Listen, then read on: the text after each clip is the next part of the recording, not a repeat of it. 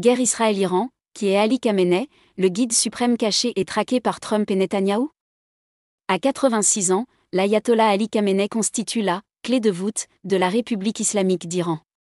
C'est celui dont tout le monde parle, mais que personne ne voit. Presque muet depuis le début du conflit avec Israël, l'ayatollah Ali Khamenei s'est enfin exprimé à la télévision iranienne ce mercredi. Cette nation ne se rendra jamais sous la pression de qui que ce soit, a prévenu le guide suprême en mettant en garde contre des « dommages irréparables » en cas d'intervention américaine. Ces déclarations fortes surviennent alors que le dirigeant fait l'objet de vives attaques. Le Premier ministre israélien Benjamin Netanyahou l'a qualifié d'« Hitler moderne » et estimé que sa mort mettrait fin au conflit. Donald Trump, lui, a exclu son élimination. Au moins pour l'instant. Mais qui est donc l'ayatollah Ali Khamenei, et est-il si important que ça? Un chiffre peut le résumer, 36, comme son nombre d'années à la tête de la République islamique.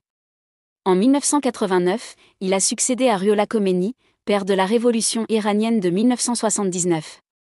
À ce moment-là, il était alors un de ses proches et avait été nommé imam de la prière du vendredi à Téhéran avant de subir une tentative d'assassinat en 1981.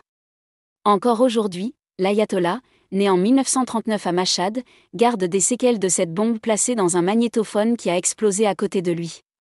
Son bras droit est resté paralysé et il le tient depuis en écharpe. Cet acte l'a aussi profondément marqué. Par peur d'autres attaques, il souffre d'une certaine paranoïa. L'octogénaire, 86 ans, vit caché et limite ses déplacements au maximum. Il n'a ainsi plus quitté l'Iran depuis 1989 et une visite en Corée du Nord. Khamenei est au crépuscule de son règne. À l'intérieur de ses frontières, le guide suprême s'est attelé à concentrer tous les pouvoirs.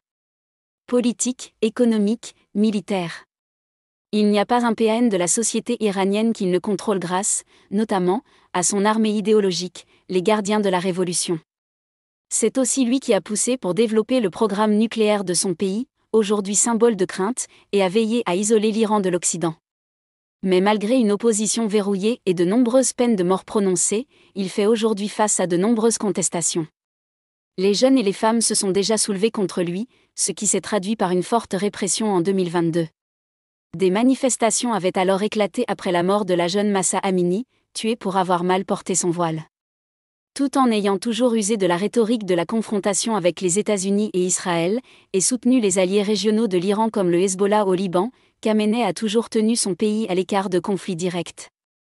La guerre actuelle marque l'échec de cette stratégie.